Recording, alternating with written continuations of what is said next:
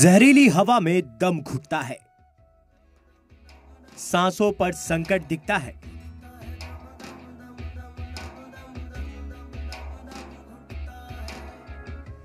नोएडा से लेकर गाजियाबाद और मेरठ से लेकर अलीगढ़ तक आबो हवा पूरी तरह से खराब हो चुकी है।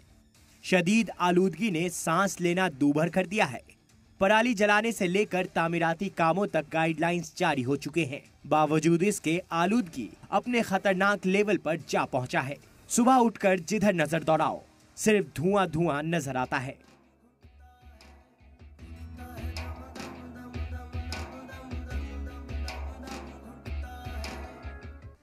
रात के अंधेरे में भी रोशनी के बीच सब कुछ धुएं में लिपटा दिखता है। शामली की यह तस्वीर बताने के लिए काफी है कि फिजा में किस कदर धुआं घुल गया है। स्मॉग का लेवल बढ़ा तो लोगों को सांस लेने में परेशानी होने लगी।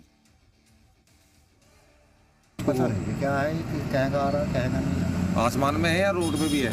आसमान में है ये, कुछ नीचे आ रहा रोड पे। अच्छा।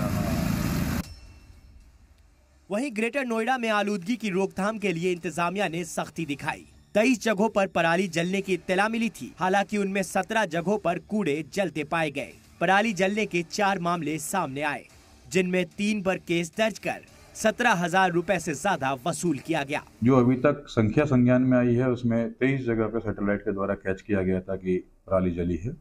जिसमें पाया गया, वहां पे जाके जब टीम ने देखा तो पाया गया कि 17 जगह पे जो है वो कूड़ा जलने की शिकायत थी। इंतजामिया की तरफ से लोगों से पराली न जलाने की बार बार अपील की जा रही है। आलूदगी की रोकथाम के लिए ग्रेटर नोएडा में 6 टीमें भी बनाई गई हैं, लेकिन AQI यानी एयर क्वालिटी इंडेक्स बद से बदतर लेवल पर पहुंचता जा रहा है। ब्यूरो रिपोर्ट, सलाम टीवी।